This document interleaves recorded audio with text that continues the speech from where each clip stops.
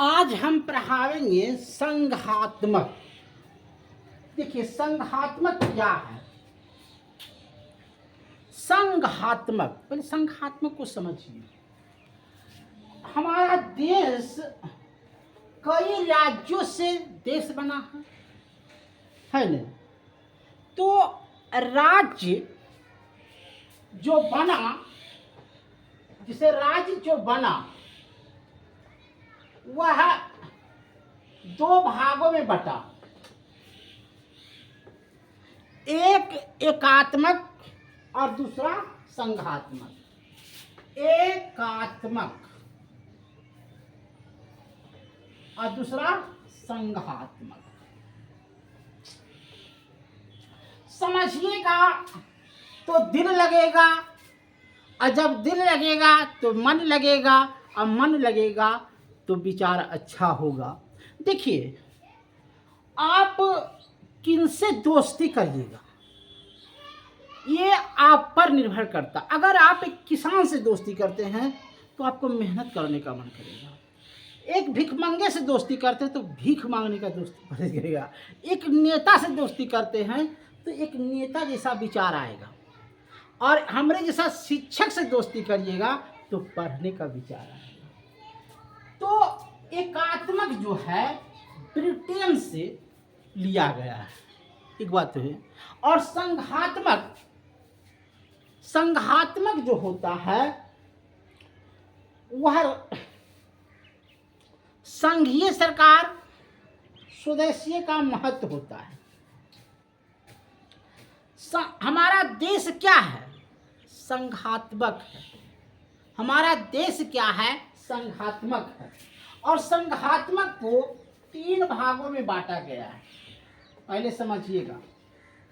पहला है कार्यपालिका, दूसरा है व्यवस्थापिका। व्यवस्थापिका कहिए या विधायिका कहिए, विधायिका। और तीसरा है न्यायपालिका।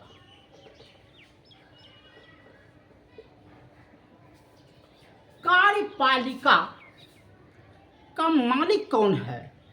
तो इसका मालिक है राष्ट्रपति। एकदम आप लोग को इतना सुंदर से समझाएंगे कि अगर नहीं समझ में आएगा तो कमेंट में लिखिएगा। इसका मालिक है राष्ट्रपति, और व्यवस्थापिका का मालिक है प्रधानमंत्री और मुख्यमंत्री। न्यायपालिका का मालिक है सर्वोच्च न्यायालय। सर्वोच्च न्यायालय। आपको इसी से देश मेरा चल रहा है। कार्यपालिका, विधायिका और न्यायपालिका। आपको याद होगा कि बीएड को हाई कोर्ट जो है 125 से रद्द कर दिया था कि भाई 125 में बीएड को मान्यता नहीं देगा। तो क्या किया? न्यायपालिका रद्द किया। तो जब न्यायपालिका रद्द किया तो हमने कहाँ गया? विधायिका के यहाँ। आप देखते होंगे कि कुल विधायक संसद को घेर रहा था कि नहीं, आप कानून बनाइए, आप ऐसी कानून बनाइए कि 125 में भी हमको जगह मिल सके। तो वहाँ लड़का सही काम कर रहा था कि न्यायपालिका ने हमको रद्द किया है, लेकिन व्यवस्थापिका और कार्यपालिका का दरवाजा खुला हुआ है। अगर व्यवस्थापिका ये चालू कर देता कि नहीं 125 में हम लेंगे, तो कार्यपालिका उसको क्या करता? साइन कर देता और वह कानून बन जाता। समझ में आया? अब देखिए, आप बताते हैं, इसको पहले मिटाने दीजिए। स्थिर से समझिएगा, कुछ नहीं होगा।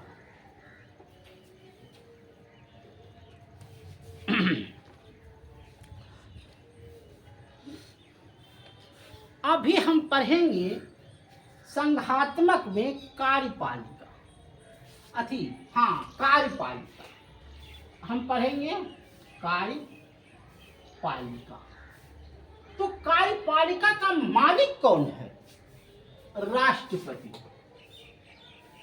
राष्ट्रपति, इसके बारे में आप क्या जानते हैं? हम पूछ दे कि ब्रह्मा राष्ट्रपति कौन था जी? ब्रह्मा राष्ट्रपति का नाम बताइए।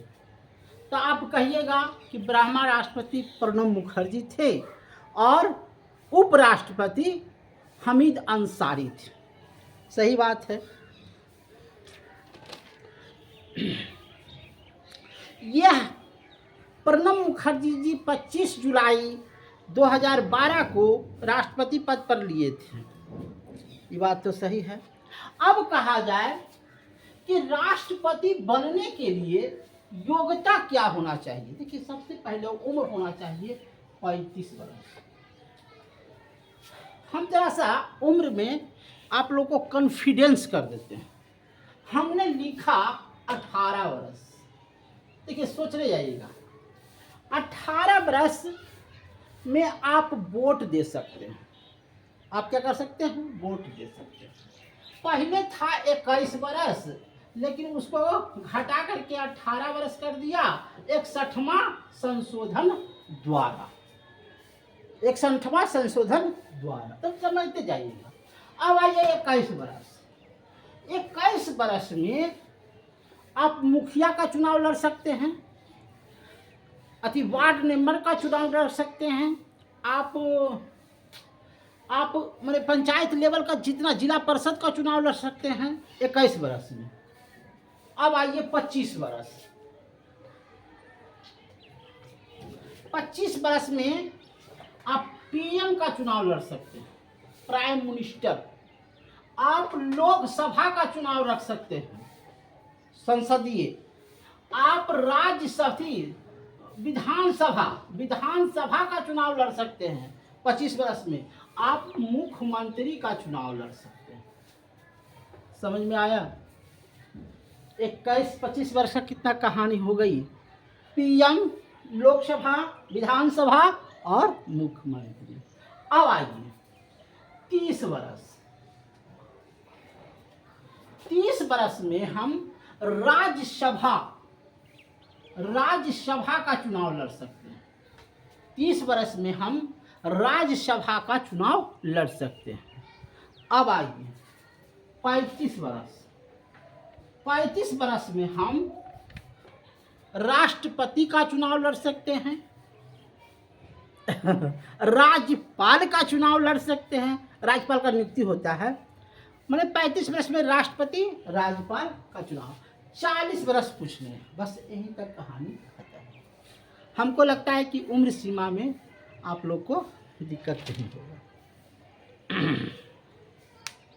देखिए, राष्ट्रपति का जो चुनाव होता है वो जनता नहीं देता है। हाँ, अब देखिए, सही बात बोले। राष्ट्रपति को वोट कौन देता है? जैसा समझिएगा, पहले देगा राष्ट्रपति। देखिए, लिख जाता है राष्ट्रपति, है ना? उसको वोट देगा लोकसभा के निर्वाचित सदस्य। लोकसभा के निर्वाचित सदस्य। उसके बाद आगे बढ़िए, उसको वोट देगा राज्यसभा के निर्वाचित सदस्य। उसको वोट देगा विधानमंडल के निर्वाचित सदस्य। समझ में आया? हमारे प्रणब मुखर्जी द्रौपदी मुर्मू जी को यहीं से जीत हुआ था। पहले लोकसभा, फिर राज्यसभा और फिर विधानसभा। अब समझ में आया? जो मनोनीत करता है राष्ट्रपति, वो वोट नहीं दे सकता। 12 को मनोनीत करता है, नहीं दे सकता। 2 को एंगल इंडिया करता है, नहीं दे सकता। यही चीज को समझाना पड़ता है। अब देखिए, राष्ट्रपति जो है 52 अनुच्छेद से चलेगा। अनुच्छेद 52 से चलेगा और 61 में शपथ प्रमाण पत्र है, महाभियोग है। 61 में महाभियोग है, समाप्त कर सकते हैं। अब आइए कि वो सब है, राष्ट्रपति को शपथ कौन दिलाएगा? माने राष्ट्रपति बन गया तो उसको दिलाएगा सर्वोच्च न्यायालय के सर्वोच्च न्यायालय, माने सर्वोच्च न्यायालय का जो जज रहेगा वो राष्ट्रपति को दिलाएगा।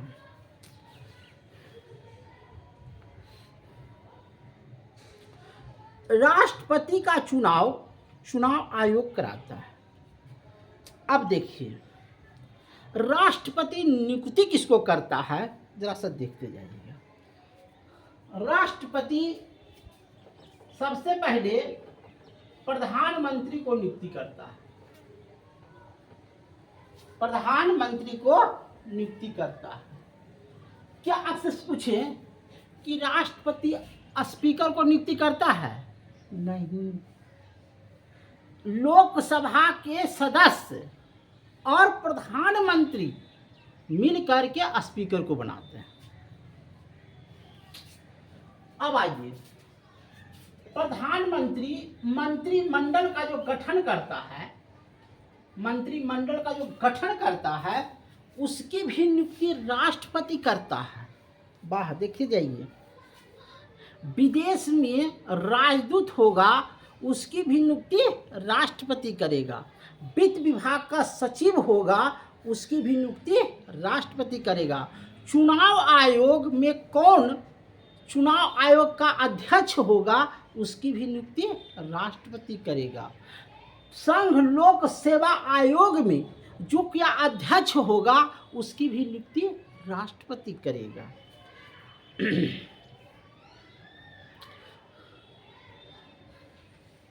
अब बताते हैं कि कोई भी धन विधेयक, एकदम समझते जाइएगा, अच्छा समझिएगा ना, समझ में आएगा।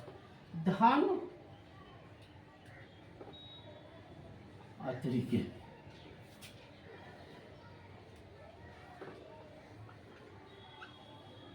विधेयक है नहीं, कोई भी धन विधेयक क्या राज्यसभा में पारित होगा? नहीं होगा। समझिए, कोई भी धन विधेयक सिर्फ लोकसभा में पारित होगा। राज्यसभा में 14 दिन के सहमति लेकर 14 दिन के बाद उसको फिर लोकसभा में भेजा जाएगा, अब फिर राष्ट्रपति के पास भेजा जाएगा, वो साइन कर देगा, वही धन विधेयक होगा। राष्ट्रपति संकटकालीन लगा सकता है। हाँ, संकटकालीन 3 बार लगा है। 1962 में लगा है, 1971 में लगा है और 1975 में लगा है। संकटकालीन जो होता है वो लग सकता है। एक बात बताइए कि कहीं पर जैसे जम्मू कश्मीर है, वहाँ पर राष्ट्रपति शासन लगा हुआ है, तो कितने दिनों तक राष्ट्रपति शासन लगा रहेगा? राष्ट्रपति को 1 साल उसमें राष्ट्रपति शासन लागू करने का अधिकार है। 1 साल राष्ट्रपति शासन लागू करने का अधिकार है, लेकिन चुनाव आयोग के सहमति से, पहले बात को समझिए, चुनाव आयोग के सहमति से वह 3 साल तक राष्ट्रपति लागू कर सकता है, कम से कम।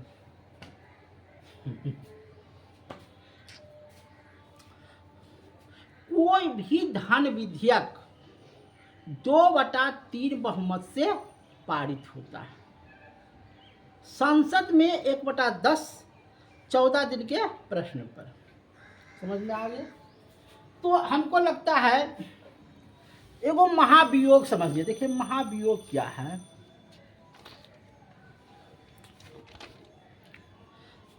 राष्ट्रपति पर महाभियोग 61वां में लाया जा सकता है, लेकिन अभी तक किसी भी राष्ट्रपति पर महाभियोग लागू नहीं हुआ है। एक ज्ञानी जैन सिंह थे जो अपने पॉकेट मनी का प्रयोग किए थे डाक विभाग के लिए। बस इतना ही आप लोगों को इतना में पढ़ना है। अब आइए थोड़ा सा पढ़ लेते हैं उपराष्ट्रपति।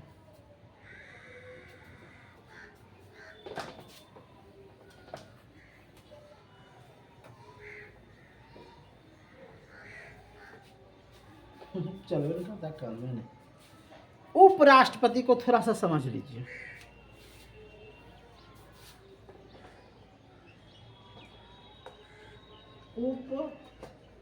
उपराष्ट्रपति देखिए, प्रथमा उपराष्ट्रपति कौन था? तो हमीद अंसारी। 11 अगस्त 1907 को उनको बनाया गया था। इसमें क्या कौन उपराष्ट्रपति को कौन नियुक्त देता है? लोकसभा के सदस्य और राज्यसभा के सदस्य। विधानसभा का नहीं देता है, हटाइए सबको। राज्यसभा का मालिक कौन होता है? तो उपराष्ट्रपति। राज्यसभा का मालिक होता है, राज्यसभा का मालिक होता है उपराष्ट्रपति।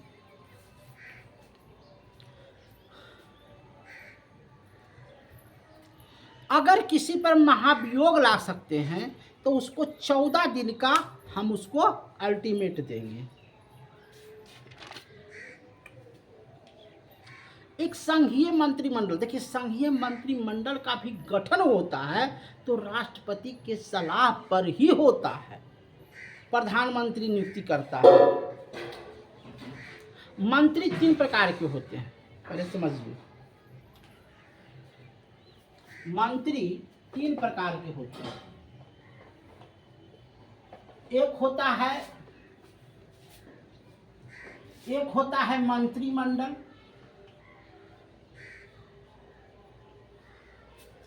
दूसरा होता है राज्य मंत्री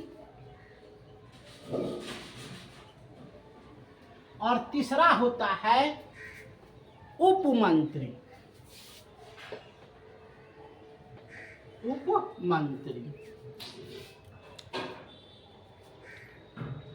मंत्रिमंडल की जब बैठक होता है तो उसमें राज्य मंत्री और उपमंत्री भाग नहीं ले सकता है। बात को एकदम गौर से समझिए। जब मंत्रिमंडल का बैठक होगा तो राज्य मंत्री और उपमंत्री उसमें भाग नहीं लेगा।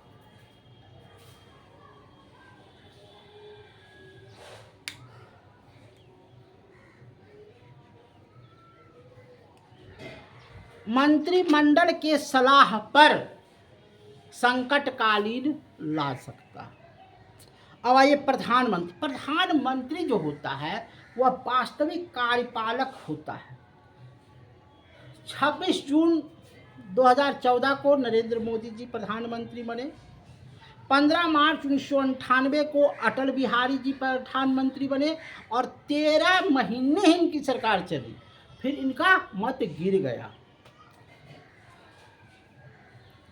प्रधानमंत्री अपना त्याग पत्र राष्ट्रपति को दे सकता है। धन्यवाद। आज इतना ही।